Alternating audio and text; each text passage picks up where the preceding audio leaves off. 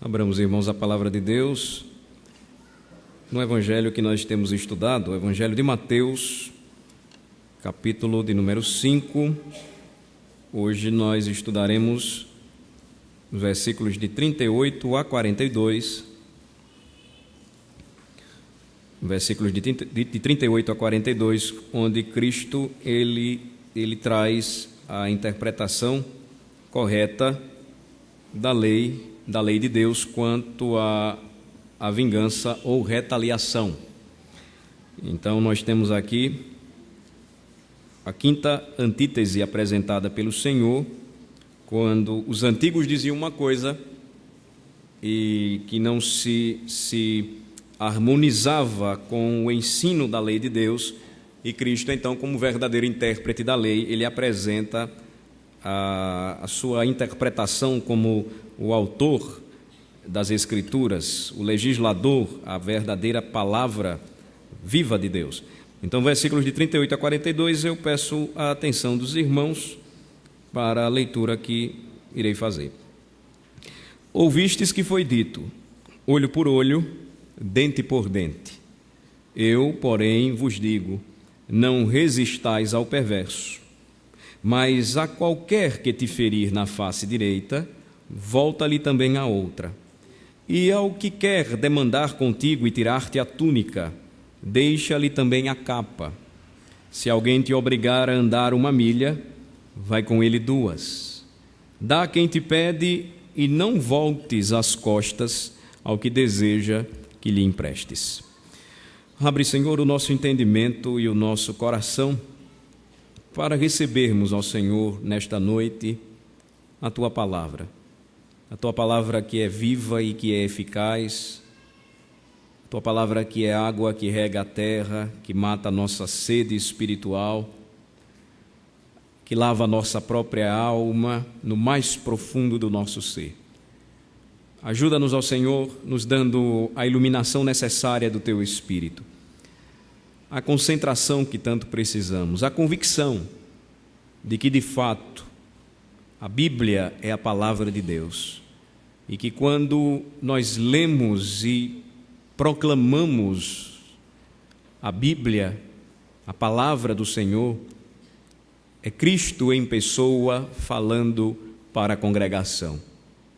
Os homens são meros instrumentos e, como o Senhor mesmo registrou, receberam do Senhor um ministério precioso, ministério este que os anjos tanto anelam, tanto desejam. Ajuda-nos, ó Senhor, e que neste momento de edificação e de consolação também haja restauração, renovação e salvação. Oramos em nome de Jesus. Amém. Chegamos então numa parte que também foi duramente atacada, e eu digo atacada por conta da má interpretação da parte dos escribas e fariseus nos dias de Jesus. Uma parte da lei que não recebeu o tratamento adequado e trouxe profunda confusão naqueles dias, e ainda hoje tem trazido profunda confusão nas mentes, quando muitos acreditam que parece que Cristo estava negando aqui algo que foi dito ou ensinado pelo Senhor, ou que Cristo estivesse negando aqui aquilo que a própria Bíblia que ele tinha em mãos ensinava. Então, qual vai ser o nosso método? O nosso método vai ser semelhante aos demais. Nós vamos entender, primeiro, o que o Antigo Testamento ensinava sobre a vingança ou a retaliação. Depois nós vamos ver o que é que os fariseus estavam ensinando a respeito deste assunto. E, finalmente, o que Cristo ele diz a respeito da vingança. Será que nós somos chamados como cristãos a sermos vingadores? A agirmos de maneira retaliadora ou vingativa? Esta é a nossa grande tarefa, então, nesta noite. Entender a passagem e pedir ao Senhor que aplique esta verdade ao nosso coração. Então, em primeiro lugar, o que o Antigo Testamento ensinava sobre a vingança? Eu convido os irmãos a lerem comigo o versículo de número 38. Vamos ler o versículo 38, vamos lá? Ouvistes que foi dito, olho por olho, dente por dente. Aqui nós encontramos o Senhor Jesus utilizando a mesma expressão que semelhante às passagens que nós já vimos.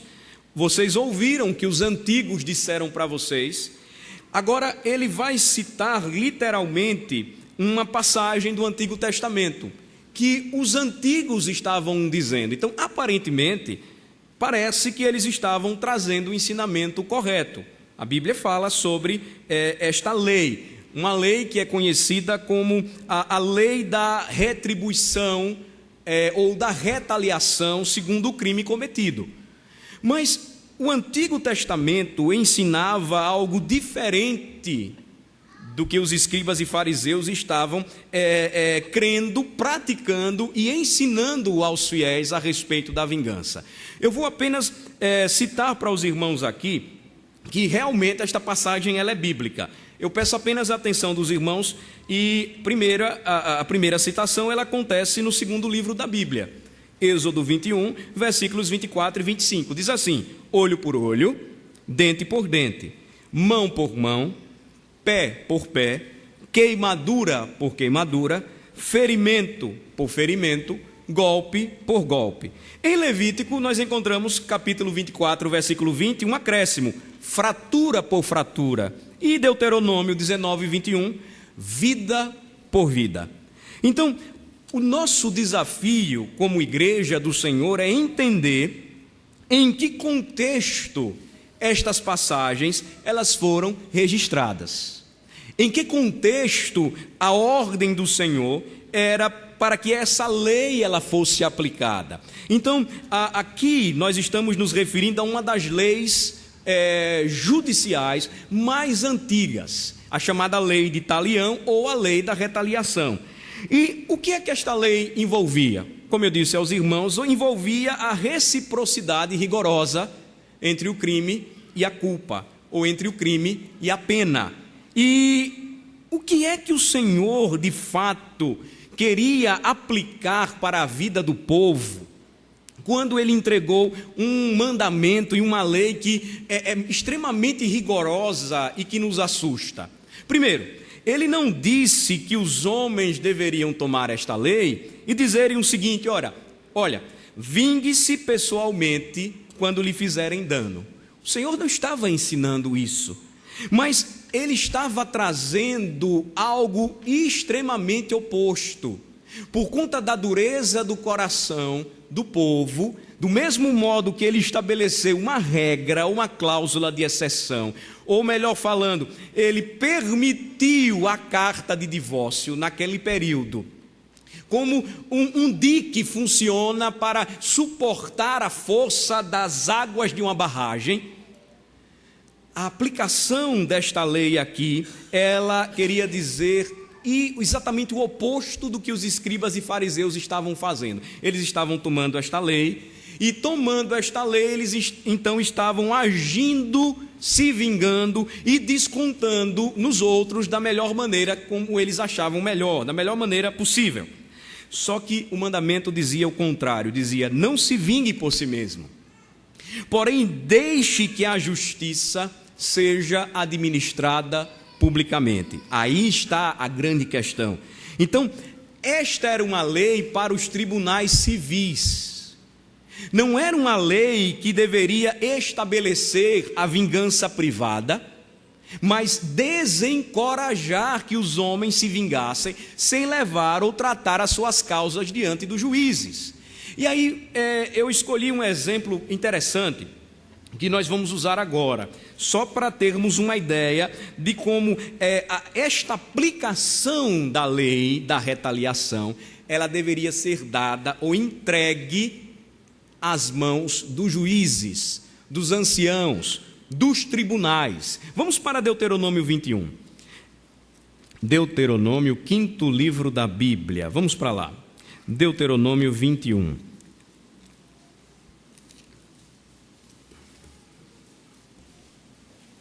Deuteronômio 21, de 18 a 21.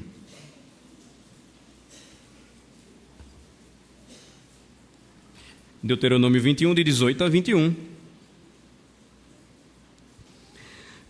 Eu convido os irmãos a lerem comigo. Vamos ler juntos? Vamos lá. Se alguém tiver um filho contumaz e rebelde, que não obedece à voz de seu pai e à de sua mãe, e ainda castigado não lhes dá ouvidos, seu pai e sua mãe o pegarão e o levarão aos anciãos da cidade, à sua porta, e lhes dirão: este nosso filho é rebelde e contumaz, não dá ouvidos à nossa voz, é dissoluto e beberrão. Então todos os homens da sua cidade o apedrejarão até que morra. Assim eliminarás o mal do meio de ti. Todo Israel ouvirá e temerá. Aqui nós encontramos uma aplicação clássica desta lei da retaliação ou da lei de talião. Vejam só, os pais, eles estavam enfrentando um problema, hipoteticamente aqui falando, Moisés descreve, pais que estavam enfrentando um problema com o filho. O filho, descaradamente, era contumaz, ou seja, ele era teimoso ao extremo e ele era rebelde. Então, não se submetia ao mandamento que diz: honra a teu pai e a tua mãe. Autoridade para ele não existia. Então, seu pai e sua mãe o castigaram. Fizeram o trabalho de pais, ou o trabalho que é responsabilidade paternal. Mas mesmo assim, aquele jovem, de acordo com a hipótese aqui, a descrição do texto, ele não era uma criança pequena, ele já era uma pessoa formada, que tinha entendimento do que estava fazendo. Mesmo assim, ele não deu ouvidos aos seus pais. O que é que seus pais fizeram? O que é que os seus pais deveriam fazer? Eles não poderiam, primeiramente, decidirem o que fazer com aquele jovem, mesmo que eles soubessem que um filho que desonrasse o seu pai de maneira rebelde, quanto mais, deveria morrer. Naquele tempo, um filho desobediente não fazia o que muitos filhos estão fazendo hoje com pais ou com seus pais. Eles pagavam com um castigo muito duro, para que o povo de Deus e os demais filhos temessem ao Senhor. Mas o que é que eles fazem? Eles não agem de forma vingativa, individual e particular. O versículo 19 diz assim: se seu pai e sua mãe vão pegar este garoto, este jovem, vão levá-lo até os anciãos da cidade, os juízes da cidade, até a porta da cidade, que era o lugar onde os tribunais funcionavam naquele tempo. E o que é que eles vão dizer? Vão testemunhar aquilo que está acontecendo. Versículo 20: este nosso filho, ele é rebelde quanto mais, ele não dá ouvidos à nossa voz, ele é dissoluto e beberrão. O que é que então os pais deveriam fazer? Entregar agora nas mãos da justiça, nas mãos do tribunal, para que aquele jovem então fosse julgado. E aí a resolução é aplicada pelo tribunal. Versículo 21. Então todos os homens da sua cidade o apedrejarão até que morra. E a conclusão é a seguinte: assim eliminarás o mal do meio de ti, todo Israel ouvirá e temerá. Então, a finalidade da aplicação desta lei, que ficou conhecida classicamente como olho por olho e dente por dente, não era estabelecer o velho oeste americano, daquela época onde os cowboys resolviam seus problemas na bala, ou do período do cangaço aqui em nosso Nordeste, onde os cabras machos resolviam a questão sem recorrerem à justiça de seu tempo. Não, a questão aqui, ela trata muito mais de desencorajar a prática da vingança particular. Por quê? Porque estes casos deveriam ser tratados perante o tribunal. E aí, como é que os fariseus eles estavam interpretando a lei da retaliação? Nos dias de Jesus, eles estavam interpretando de uma maneira totalmente diferente. Eles estavam invalidando a palavra de Deus por conta da sua tradição, e para justificar a vingança pessoal, eles citavam este mandamento com a finalidade de destruir o propósito do mandamento, que era frear as vinganças individuais, ou seja, eu vou resolver o meu problema sozinho porque ele pisou no meu pé e eu vou dar nele, aquele homem pisou no meu pé e eu então agora vou dar 2 pisões. Não, a questão ela estava envolvendo mais uma vez um erro que estava sendo espalhado, muito comum, e que ainda hoje tem envolvido e alimentado o coração de muitos homens. Eles acham que porque alguém fez algum mal contra eles, eles podem resolver o problema de seu jeito. Eles acham que se alguém lhes ferir ou lhes agredir com uma buzina, eles acham que podem aplicar esta lei saindo de seus carros com a arma em punho, atirando, matando aquela pessoa, se vingando e resolvendo a questão. Então, a Bíblia, ela trata esta questão ou este assunto de uma forma totalmente diferente. A prática religiosa dos dias de Jesus estava equivocada. E sabe por quê? Sabem por quê? Porque, por exemplo, nós estamos no Antigo Testamento, vamos para Levítico 19, versículo 18. Vamos para lá. Muitos de nós acreditamos que estas coisas aconteciam naqueles dias porque não havia nenhuma mensagem a respeito do amor de Deus nas páginas do Antigo Testamento. É um erro muito sério, muito grave. Levítico 19, versículo 18, diz assim, olha: o Antigo Testamento repetidamente proíbe a vingança pessoal. Levítico 19, versículo 18. Vamos ler? Não te vingarás, nem guardarás ira contra os filhos do teu povo, mas amarás o teu próximo como a ti mesmo. Eu sou o Senhor. Vejam a diferença. Levítico desencoraja aquilo que os fariseus acreditavam ser a verdade, ou seja, eu vou me vingar individual, particular e pessoalmente contra aquele que me feriu. A Bíblia não dizia isso. A Bíblia ainda hoje afirma que o homem criado à imagem de Deus deve amar o seu semelhante, não deve se vingar pessoalmente, segundo Levítico 19, 18, nem guardar ira contra os filhos do teu povo. Aí, se nós examinássemos outros textos, nós iríamos perceber como o Antigo Testamento ele repete esta proibição quanto à vingança pessoal. Se olharmos Provérbios, o livro de Provérbios, nós vamos encontrar várias mensagens a respeito deste assunto. Eu vou citar apenas 2. Prestem atenção. Não digas, vingar-me-ei do mal. Espera pelo Senhor, Ele te livrará. Provérbios 20 e 22. Vejam só outro provérbio. Não digas, como Ele me fez a mim, assim lhe farei a Ele. Pagarei a cada um segundo a sua obra.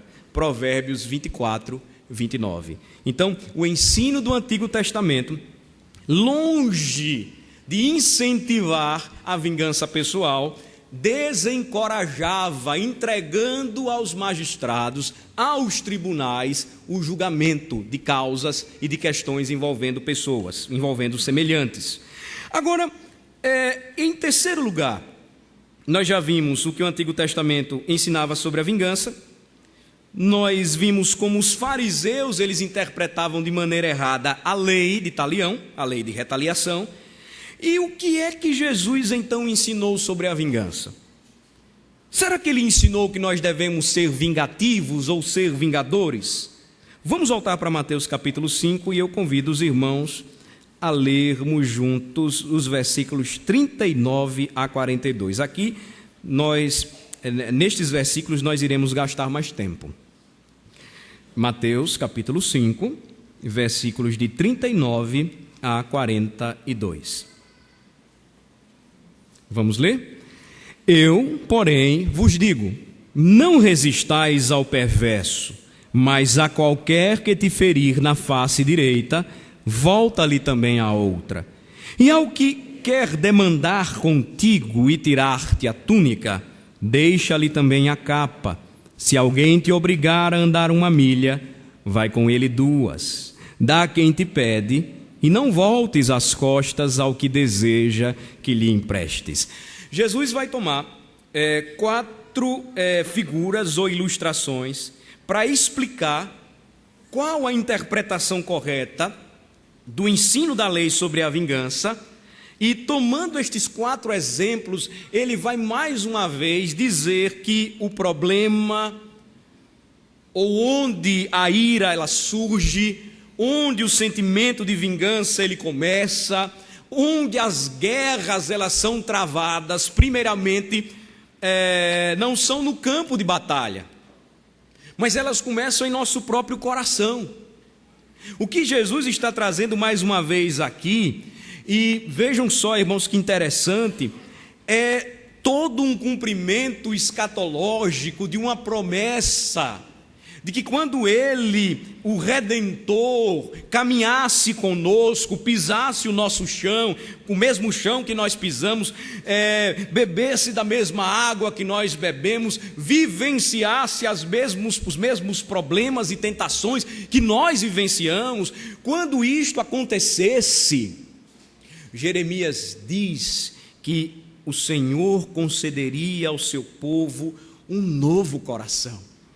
Ele retiraria o coração de pedra e colocaria neles um coração de carne, de modo que agora seria possível entender que o amor ao próximo, o respeito à dignidade de seu semelhante, deveria ir além do fato de resolvermos as nossas questões levando e tratando nos tribunais humanos. Paulo vai falar sobre isso quando na igreja de Corinto irmãos queriam tratar questões da igreja em tribunais, e Paulo diz: vocês não têm ninguém para julgar isso aí, vocês vão envergonhar o evangelho se fizerem isso. Então Jesus está trazendo aqui uma palavra, irmãos, fortemente escatológica, porque aquilo que os profetas disseram, ele veio cumprir. De modo que quando ele toma estes 4 exemplos, eles mexem muito conosco. Porque o que é que ele vai dizer? Em primeiro lugar, ele vai dizer no versículo 39, o que vocês leram comigo, prestem atenção. Eu, porém, vos digo, não resistais ao perverso, mas a qualquer que te ferir na face direita, volta-lhe também a outra. O Senhor, ele está tratando, em outras palavras, do dever cristão de resistir, ou de não resistir, de não enfrentar o perverso com medidas, com ações, com atitudes que brotassem de um coração que possuísse uma disposição contrária ao amor, ao perdão, à mansidão ou à tolerância. Essa ideia aqui, ela é interessante, porque o ser esbofeteado na face direita é a ideia daquela bofetada que mais humilha o homem. Não é aquela com a palma da mão, mas é aquela com as costas da mão. E o Senhor disse: se alguém esbofetear você assim, não retalie. Mas se alguém fizer isso com você, ofereça a outra face, ou seja, experimente a outra face ou a outra esbofeteada. O que é que o Senhor está querendo tratar conosco aqui quando Ele usa um exemplo tão difícil da gente seguir? Porque em dias de nervos à flor da pele, em dias de código de defesa de consumidor, em dias de procura de seus próprios direitos, nós cristãos somos tão envolvidos que nos esquecemos da mansidão, da tolerância, da disposição em perdoar. E Jesus, então, nosso Salvador e Rei, Ele está condenando todo espírito de desamor, de ódio, de desejo de vingança. E aí você pode estar fazendo a mesma pergunta que faço: como eu posso voltar a outra face, pastor, para aquele que me fere? Vamos voltar novamente para Romanos 12? Vamos para lá? Vejam só Romanos 12. Não há no Novo Testamento um exemplo mais claro e extraordinário como este aqui de Romanos 12. Versículos de 17 em diante. Os versículos-chave são de 19 a 21. Mas a partir do versículo 17, vejam só que interessante, diz assim, Romanos 12, a partir do versículo 17: não torneis a ninguém mal por mal, esforçai-vos por fazer o bem perante todos os homens. Então, fazer o bem para o crente requer esforço, requer disciplina, requer atitude, requer uma disposição mental e de coração que perdoa, que ama, que tolera, que é mansa. Porque se não tratarmos isto antes, na situação mais simples nós já estaremos estourando, explodindo. É assim que acontece.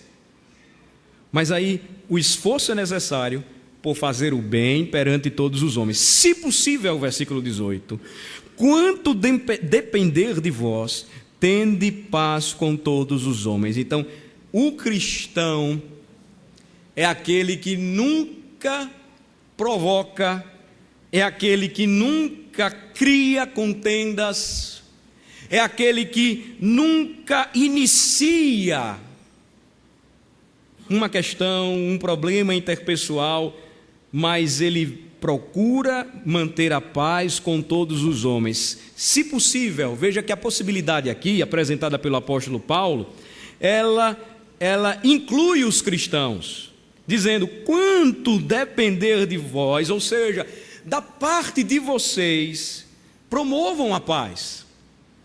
Não sejam belicosos, não sejam iracundos, não provoquem a ira no coração dos outros.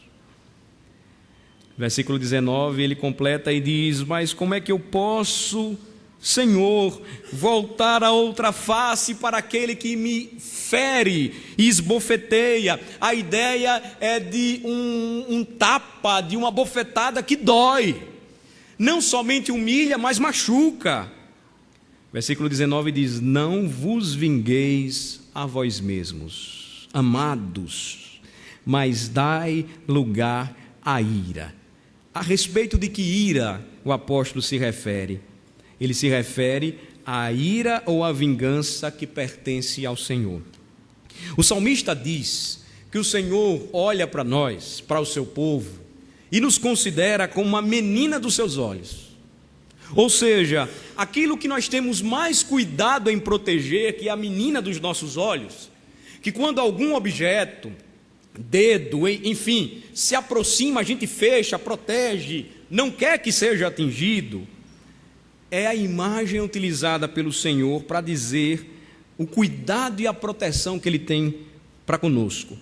De modo que eu devo dar lugar à ira, mas não à ira que não produz a justiça de Deus. Eu devo entregar a minha causa nas mãos do Senhor. O versículo 19 diz: porque está escrito: a mim me pertence a vingança, eu é que retribuirei, diz o Senhor. Deus é justo, não deixará impune aqueles que humilharem, aqueles que ferirem, aqueles que atacarem um servo ou serva de Deus. De modo que, irmãos, nós nunca devemos iniciar ou criar um problema, mas devemos promover a paz entre os homens. Aí nos versículos 20 e 21, o que é que nós lemos juntos? Vamos ler? Pelo contrário, se o teu inimigo tiver fome, dá-lhe de comer. Se tiver sede, dá-lhe de beber. Porque fazendo isto, amontoarás brasas vivas sobre a sua cabeça. Não te deixes vencer do mal, mas vence o mal com o bem. Então, a maneira como o cristão encara uma situação em que ele está sendo provocado, ele está sendo injustiçado, e o seu sentimento por vezes é o da vingança e o da retaliação, deve ser aquele que o Senhor nos orienta, e por isso nós devemos nos esforçar por cumpri-lo. O Senhor diz que, ao contrário dos nossos inimigos, o que nós devemos fazer se ele tiver fome? Dá-lhe de comer. Se ele tiver sede, dessedentá-lo. Porque quando fazemos isto, eles não compreendem. e é como se brasas vivas amontoadas fossem sobre suas cabeças. Eu não estou entendendo, eu estou prejudicando aquele homem, eu estou perseguindo aquela mulher, eu estou zombando daquele garoto ou garota na escola, mas ele não me devolve ou paga com a mesma moeda. E aí a orientação ou a exortação bíblica é: não te deixes vencer do mal, mas vence o mal com o bem.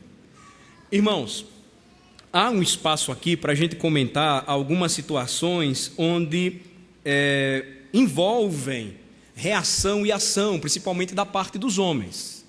Então, em uma situação onde você é obrigado a defender a sua casa, você não vai se acovardar, você vai ter que defender a sua esposa e seus filhos. Mas é diferente de você ser o provocador.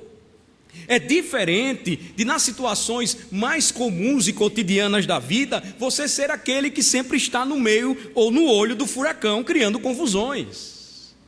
São casos à parte. Mas no dia a dia do cristão, ele deve ser conhecido como um homem forte, como um homem sério, como um homem íntegro e honesto, mas como um homem manso, como um homem de decisão e de posição, mas com um homem que não age como os ímpios, porque ele promove a paz, assim como o seu Redentor sempre promoveu, sempre promoveu. As mulheres são chamadas a não criarem as confusões tão comuns entre mulheres ou mulherzinhas, como diz o apóstolo Paulo, que não temem a Cristo, mas elas sempre se posicionam como uma mulher sábia que procura edificar a sua casa e abençoar aqueles que estão ao seu redor. Então, este é o primeiro exemplo utilizado pelo Senhor. Vamos para o segundo exemplo. O segundo exemplo, lá em Mateus capítulo 5, ele se encontra no versículo de número 40. Primeiro o Senhor diz: olha, não resistam ao perverso, ou seja, não lutem contra ele. Se ele te ferir na face direita, volta-lhe também a outra. Ou seja, você não deve odiar e desejar a vingança, mas entregar a sua causa nas mãos do rei. Segundo exemplo, versículo 40: e ao que quer demandar contigo e tirar-te a túnica, deixa-lhe também a capa. A grande pergunta aqui é a seguinte: e se alguém te ameaçar com uma ação na justiça? Se alguém colocar você no pau, como geralmente nós ouvimos falar, o que é que Jesus nos ensina? Usando um exemplo prático naquela época de alguém que estava querendo resolver uma questão na justiça, entrava com uma ação na justiça contra outro e pedia a sua capa, algo que era importante, algo que era necessário, algo que poucos poderiam ter. Se alguém fizesse isso, o que é que o Senhor Jesus está dizendo? Entregue aquilo que é mais importante para você.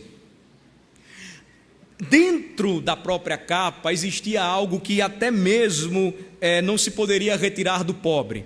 Por exemplo, se a capa fosse usada como penhor ou garantia de uma questão que precisava ser julgada, até o pôr do sol ela precisava ser devolvida, porque se o pobre não tivesse, ele morreria de frio. Agora, percebam como o Senhor Jesus ele vai na questão e ele ataca, ou ele confronta, melhor falando, a questão do coração. Se alguém vem, ele entra com ação contra você na justiça e ele toma a sua capa, Jesus diz, então, entrega a sua túnica. O que é que o Senhor está querendo nos ensinar com isso? É que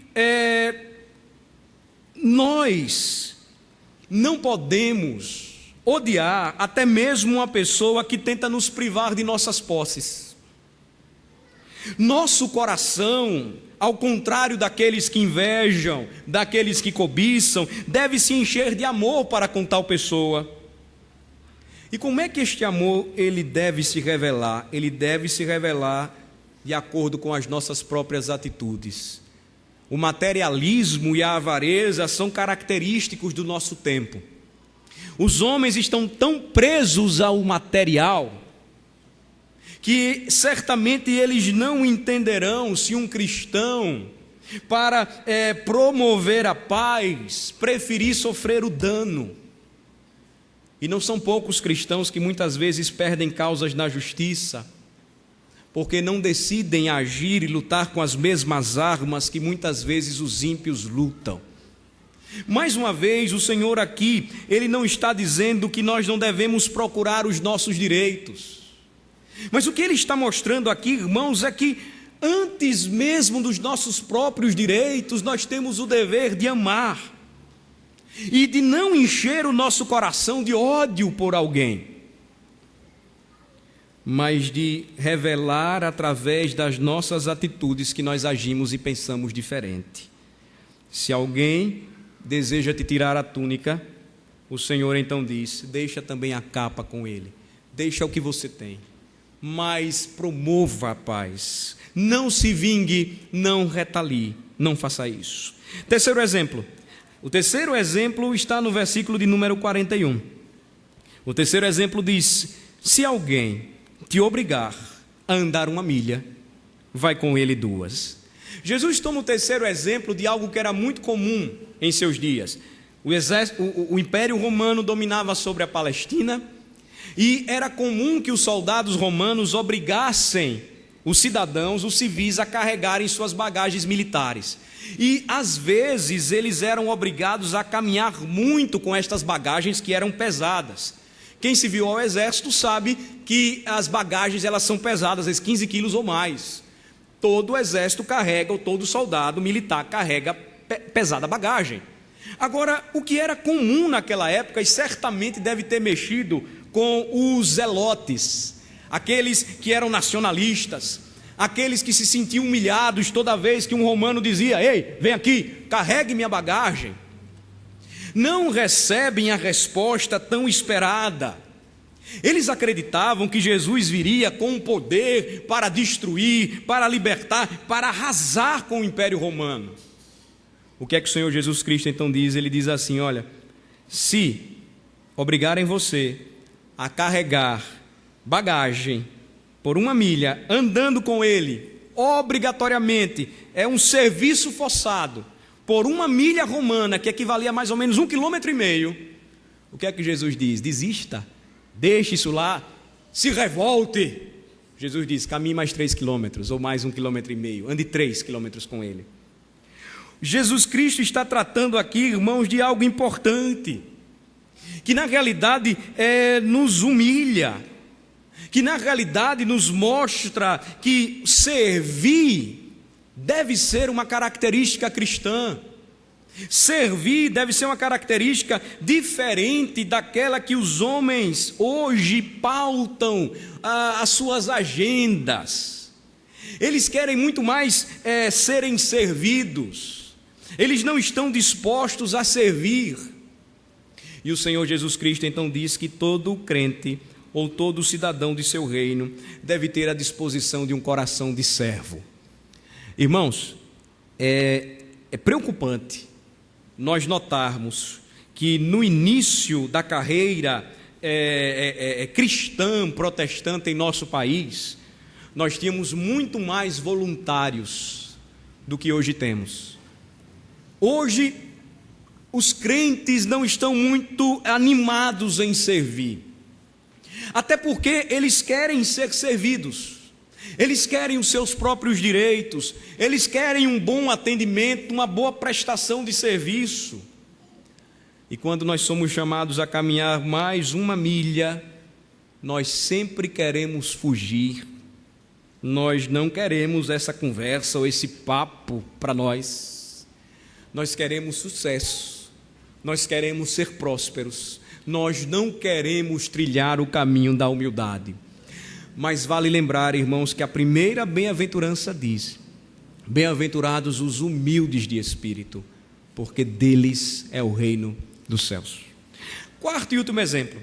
Jesus então no versículo 42, ele fala a respeito, ou ele utiliza uma última ilustração para dizer que não somente devemos emprestar sem juros, quando necessário for, mas com o espírito generoso. Vejam só o versículo 42. Dá a quem te pede, e não voltes as costas ao que deseja que lhe emprestes. Há várias passagens bíblicas que mostram que um crente, quando for solicitado, quando alguém se sentir em apuros e pedir o seu auxílio, não deve se fazer de surdo. Se for possível, ele deve socorrer. Ele deve fazer isso e não fazer ou agir como os agiotas fazem, porque eles estão querendo dar, mas eles estão querendo um retorno.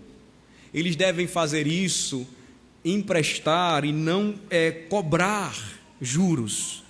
E eles devem fazer isso muito mais com um espírito cheio de generosidade. Se alguém pede o seu auxílio, se alguém chega até você e solicita ajuda, pedindo socorro, o que você está disposto a fazer? Você não vai de má vontade lhe oferecer a mão, você vai murmurar? Ou você será generoso? Você vai emprestar com bondade, amor? Ou você vai fazer isso reclamando? Olha, mais uma vez eu preciso ajudar aquela pessoa e eu não queria fazer isso porque eu tenho as minhas economias e se ele quiser que ele trabalhe. É uma questão que mexe profundamente conosco, irmãos, também. E o Senhor diz, olha, não se vinguem quanto a isso. Não retaliem. Tenham uma postura semelhante à minha. Ajam segundo os valores que eu estou apresentando para vocês. A Bíblia do tempo de Jesus, o Antigo Testamento, falava sobre generosidade. Falava sobre o homem generoso que ajudava. É o que Jesus Cristo quer tratar aqui nesta noite conosco também. Dá a quem te pede e não voltes as costas ao que deseja que lhe emprestes. Obviamente você não vai ser aquele tolo que todo mundo lhe passa a perna. Mas você muitas vezes será enganado por ser generoso e bom, do que fechará o seu coração porque você não quer ajudar ninguém. É desafiador, irmãos, este último exemplo também. E este último exemplo, somando a esses 3 anteriores, ele nos conduz para uma aplicação prática, ou para aplicações práticas com as quais nós queremos encerrar a mensagem desta noite. Parece uma passagem simples, mas notem como ela trata de questões cotidianas. Ela trata daquilo que muitas vezes se passa em nosso próprio coração. E nós somos chamados a verificar que homens na Bíblia, que temeram ao Senhor, conseguiram fazer aquilo que muitas vezes nós não conseguimos fazer, porque não entregamos o nosso coração a Cristo. Por exemplo, a Bíblia nos chama a sermos semelhantes a Abraão. Sejamos como Abraão, que se apressou a libertar seu sobrinho Ló. Lembrem comigo da história, quando Ló passou aperto, Abraão reuniu os seus servos e ele foi até Ló para libertá-lo. Embora anteriormente o seu sobrinho tenha sido muito cobiçoso, ele preferiu as melhores terras. Abraão poderia dizer, agora Ló, se vire. Não, Abraão ele foi com pressa para libertar o seu sobrinho. Devemos ser como ele. Sejamos como José. Quem não contempla a generosidade de José, ao ler a sua história e perceber como ele perdoou os seus irmãos que o odiaram, os seus irmãos que desejaram a sua própria morte, os seus irmãos que o venderam como escravo, os seus irmãos que até mesmo depois da palavra de José, até mesmo depois de ver José cuidando deles, de seu pai, quando viu José sepultando seu pai, Jacó, eles chegaram até José e disseram, olha, tem compaixão da gente, olha, não mata a gente não, a gente está arrependido do que fez. E José, com generosidade, ele amou, ele perdoou aqueles que o odiaram, aqueles que foram injustos, aqueles que desejaram a sua própria morte. Sejamos como José. Sejamos como Davi, irmãos e irmãs, que por 2 vezes poupou a vida do seu rei sogro, que por ciúme, que por inveja, o perseguiu por anos, querendo matá-lo.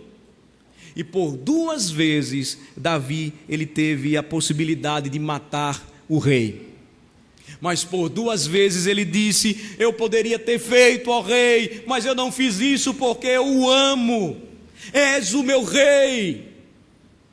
Sejamos como Davi, sejamos como Eliseu. Lembrem-se comigo de Eliseu. Ele pôs pão e água para os invasores sírios. O profeta de Deus não negou àqueles homens o pão, não negou àqueles homens quando eles pediram pão e água para beber, amontoando assim brasas vivas sobre suas cabeças. Sejamos como Estevão, irmãos. Estevão, o primeiro mártir da igreja neotestamentária, da igreja nos dias do Novo Testamento, depois de pregar um sermão claro, um sermão cristocêntrico, um sermão que chamou os seus compatriotas ao arrependimento, foi apedrejado até a morte. E ele poderia ter dito: Senhor, destrua todos esses homens. Mas ele intercedeu em favor daqueles que estavam apedrejando até a morte. E certamente a sua intercessão fez com que Paulo, alcançado pelo poder e a misericórdia de Deus, depois da sua conversão, escrevesse em uma passagem tão bonita como Romanos 12, 21.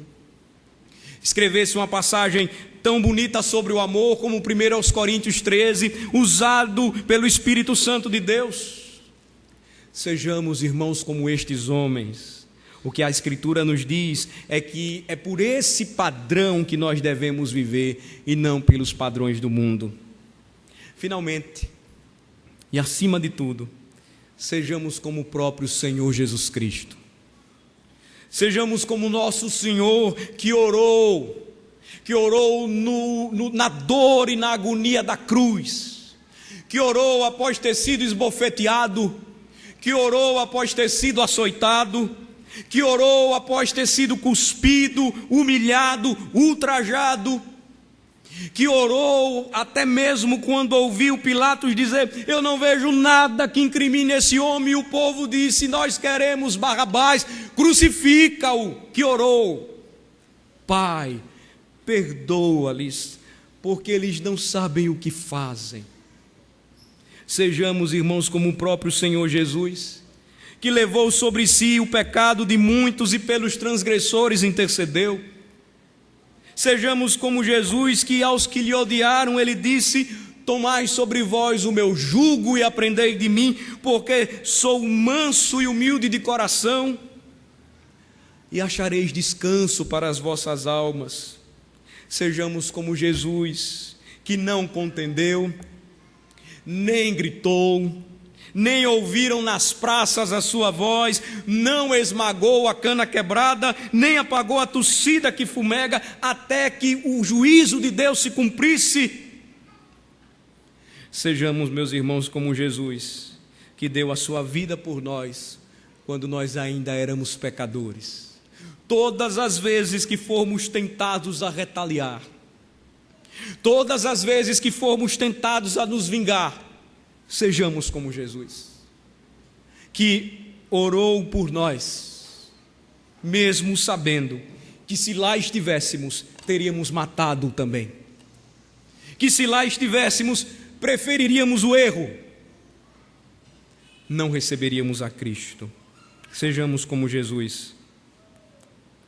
E assim como as palavras do próprio apóstolo Pedro, que eu convido a igreja para que leia comigo: guardemos em nosso coração o exemplo do nosso Senhor Jesus Cristo, a sua obra que transformou a nossa vida, e por sua palavra sejamos guiados até a eternidade.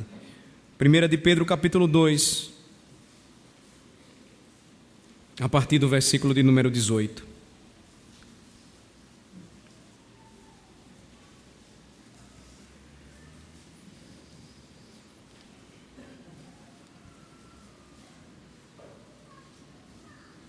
Precisamos nesta noite, irmãos, olhando para a obra e o sacrifício de Cristo e aquilo que Ele fez por nós, decidirmos nesta noite agirmos de maneira diferente quando tratamos com o nosso próximo, muito mais com os nossos irmãos, muito mais com o nosso irmão mais próximo, mais íntimo, nosso cônjuge.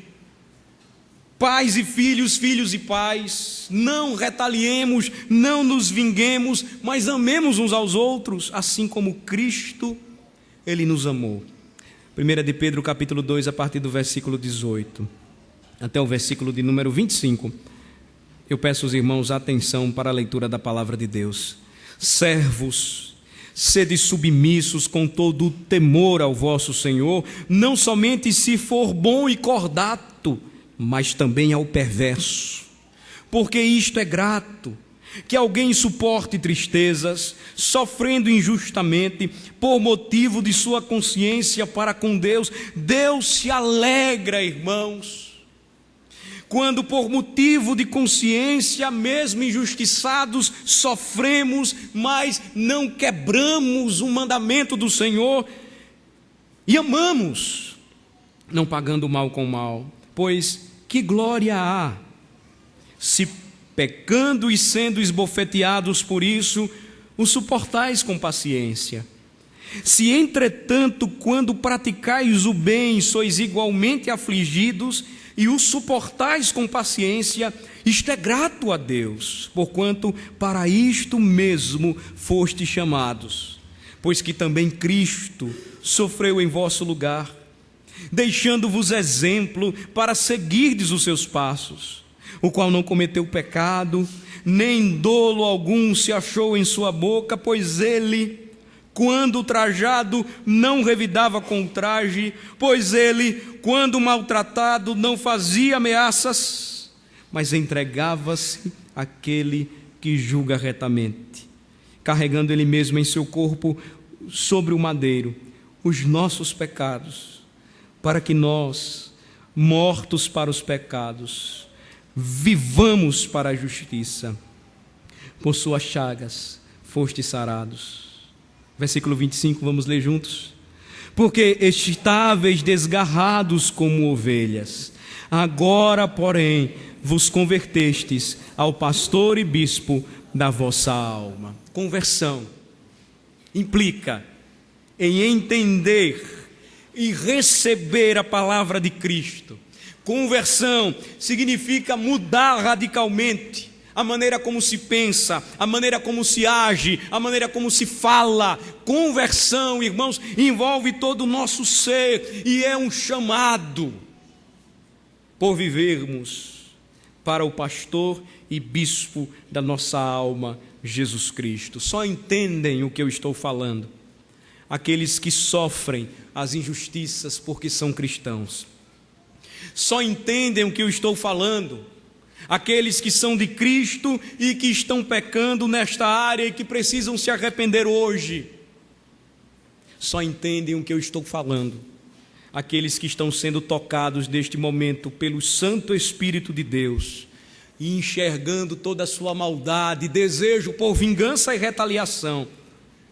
Percebem agora que aquele que não cometeu nenhum pecado, aquele em que dolo algum se achou em sua boca, carregou sobre si o madeiro, carregou os nossos pecados, para que nós, mortos para os pecados, vivamos para a justiça e por suas feridas, o seu sofrimento, sejamos sarados.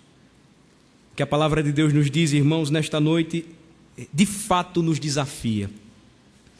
Desafia uma geração que deseja vingança, desafia uma geração que tem sangue no olho, desafia uma geração que é sedenta por briga e por guerra, mas que sejamos como Cristo, humilde e manso, forte, humilde e manso, íntegro, humilde e manso, porém sempre entregando a sua causa a Deus. Oremos. Senhor, nosso Deus e nosso Pai, Tua palavra é bendita, nos traz instrução, nos mostra que Todas as vezes que o Senhor estabeleceu leis,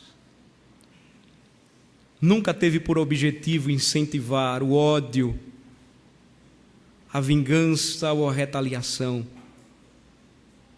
mas sempre desejou afastar os homens deste pecado. Livra-nos, ó Senhor, de acreditarmos, assim como os fariseus nos dias de Jesus, que podemos tomar esta lei por preceito e por pretexto para a nossa desobediência.